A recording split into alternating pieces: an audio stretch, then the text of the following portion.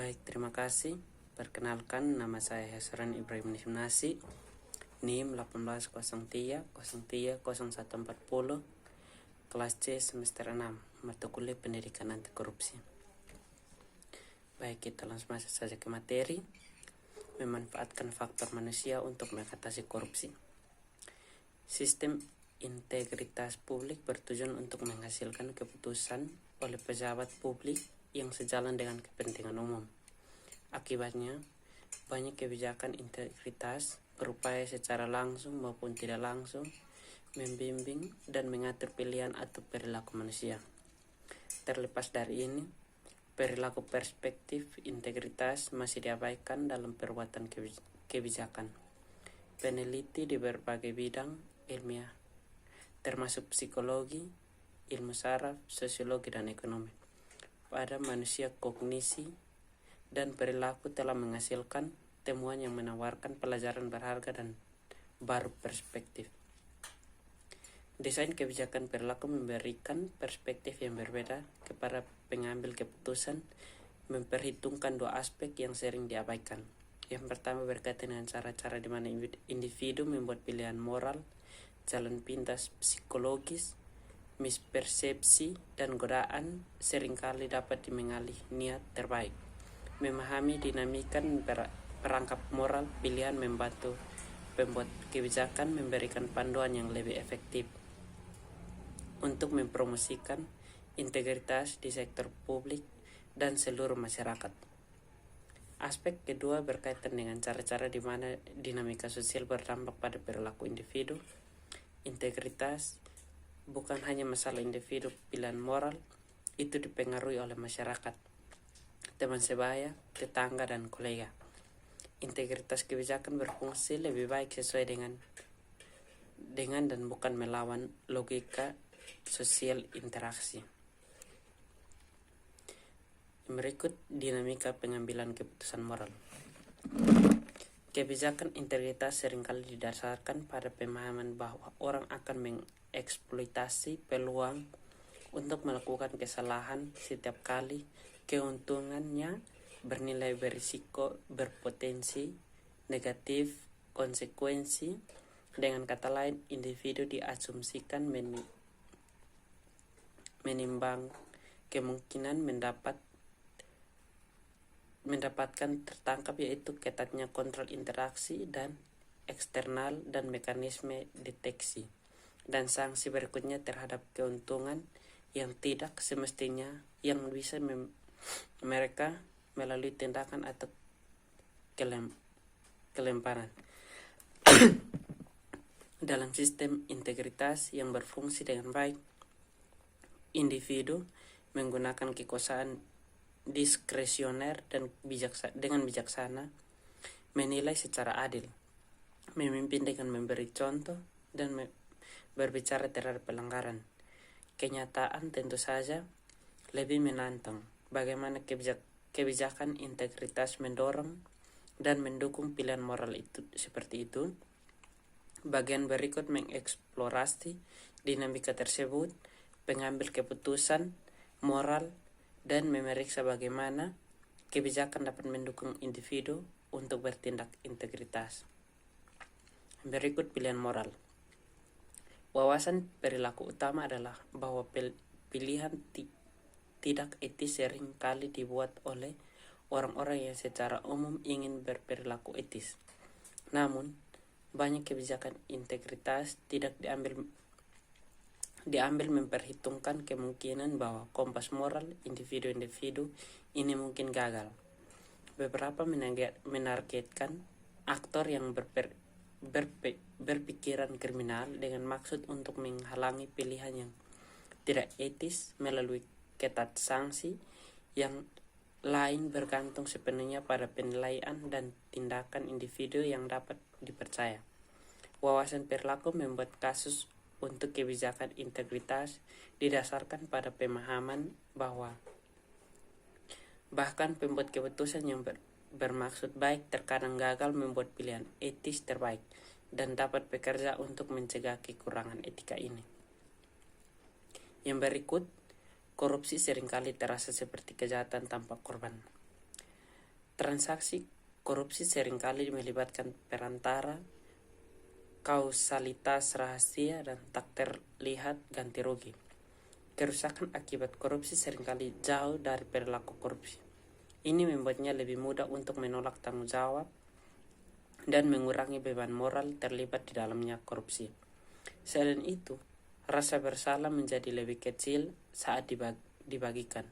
Saat tanggung jawab keputusan tidak bermoral ditanggung oleh beberapa aktor, tindakan suatu individu tampak kurang sangat penting. Refleksi umum dalam situasi ini seperti itu termasuk tindakan membuat perbedaan atau tindakan melakukannya untuk orang lain. Oleh karena itu, pertimbangan utama dalam desain kebijakan integritas dapat dikurangi agar antara tindakan dan bahaya. Desain struktur organisasi, komunikasi, keterlibatan pemangku kepentingan dan manajemen sumber daya manusia di sektor publik dapat membangkitkan rasa tanggung jawab atas integritas. Misalnya, jarak antar tindak dan kerugian dapat dikurangi dengan berbicara tentang integritas sebagai masalah pribadi daripada istilah abstrak. Tugas tanggung jawab yang paling jelas dalam kasus banyak orang kebijakan integritas akan meminta satu aktor tanggung jawab atas pilihan. Yang berikut, integritas dalam konteks interaksi sosial. Pilihan moral tidak diambil secara terpisah. Keputusan manusia seringkali didorong oleh sosial motif seperti loyalitas, membangun kepercayaan, membalas budi atau membantu seseorang dari situasi yang rumit. Orang mengambil keputusan untuk kepentingan terbaik mereka, tetapi mereka juga peduli pada orang lain, berpikir atau melakukan. Motif sosial bisa mendukung integritas, tetapi bisa juga berfungsi sebagai alasan keputusan korupsi. Memahami mengapa manusia sebagai keputusan sosial membuat terpengaruh oleh preferensi mereka sendiri serta orang lain dapat menyediakan wawasan tentang mengapa dan bagaimana kebijakan integritas bekerja atau gagal. Dalam skenario ini di masa sejumlah besar informasi diungkapkan di bawah kebijakan pemerintah terbuka dan data terbuka tanggung jawab untuk menyaring informasi yang dapat relevan dan menemukan potensi konflik kepentingan yang jatuh pada media dan masyarakat sipil. Jika konflik kepentingan disembunyikan dalam informasi yang diungkapkan tetapi tidak terdeteksi, tanggung jawab mungkin tersesat di suatu tempat antara pengungkapan dan penerima informasi. Di kasus seperti itu, transparansi yang tidak ditargetkan tanpa penerima yang jelas bahwa mungkin berkurang akuntabilitas untuk integritas. Yang berikut, peran timbal balik untuk integritas. Penentu sosial dari perilaku etis dapat dipahami secara luas dengan suatu konsep timbal balik. Timbal balik adalah perilaku sosial yang dapat diamati pada derajat yang berbeda di setiap budaya di dunia dan merupakan hal mendasar bagi spesies manusia. Seseorang yang menerima kebaikan akan membalas budi. Jika diperlukan tidak adil, orang akan membalas dendam. Ini sederhana, penalaran terletak pada inti logika manusia dan merupakan fondasi pasar pertukaran, kepercayaan, dan keadilan. Namun timbal balik juga merupakan inti dari banyak interaksi yang korupsi. Sejak korupsi klandestin, kesepakatan korupsi tidak bisa ditegakkan melalui lembaga formal seperti itu disediakan oleh sistem peradilan. Sampai taraf tertentu, para aktor harus mempercayai bahwa itu milik mereka.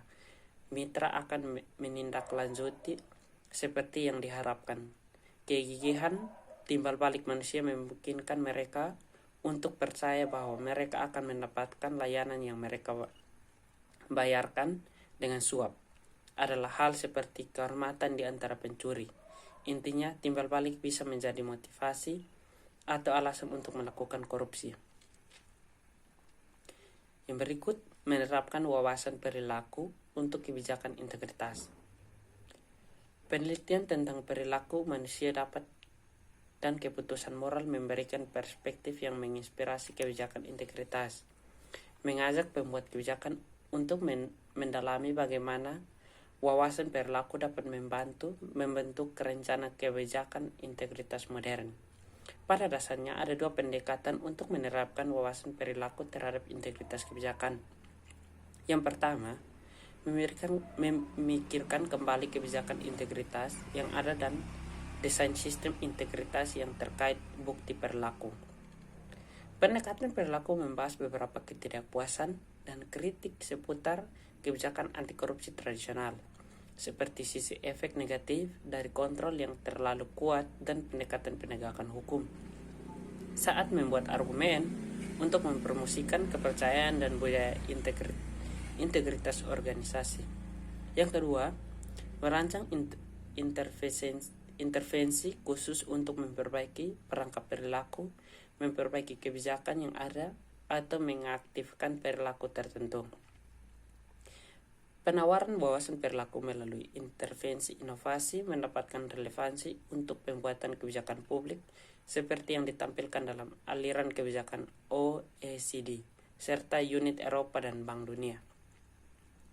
Yang berikut, perspektif yang berpusat pada manusia tentang sistem integritas. Rekomendasi OECD tentang integritas publik memberikan visi bersama tentang inti elemen dari sistem integritas. Ini mengalihkan fokus dari kebijakan integritas ke arah pendekatan komprehensif berbasis risiko dengan penekanan pada pengembangan budaya integritas di seluruh masyarakat. Memeriksa perbuatan kebijakan integritas melalui lensa perilaku menempatkan perspektif yang berbeda dengan banyak elemen integritas sistem. Rekomendasi OECD tentang integritas publik mengakui relevansi suatu strategi dan pendekatan berbasis bukti dalam sektor publik. Bukti empiris yang berkembang dikumpulkan oleh peneliti ilmu. Perilaku sudah dimasukkan ke dalam pendekatan strategis berdasarkan bukti suara dan perspektif perilaku, fakta bahwa tekanan waktu dan kondisi kerja yang tidak menguntungkan membatasi kemampuan orang untuk mengendalikan diri ketika dihadapkan dengan peluang korupsi. Memperjuangkan perencanaan strategi yang lebih besar dan prioritas dalam sektor publik, staf yang dilengkapi dengan baik, tidak kewalahan dan dipandu secara strategis lebih tahan terhadap godaan korupsi. Namun bukti empiris menunjukkan bahwa tujuan yang tidak realitas membuat frustasi dan perasaan ketidakadilan yang dapat menjadi pembenaran untuk pelanggaran.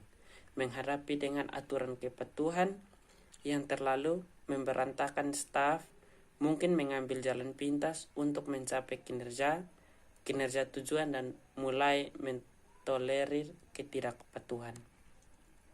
Baik, demikian dari hasil presentasi saya. Mungkin ada kesalahan kata, mohon dimaafkan. Sekian dan terima kasih.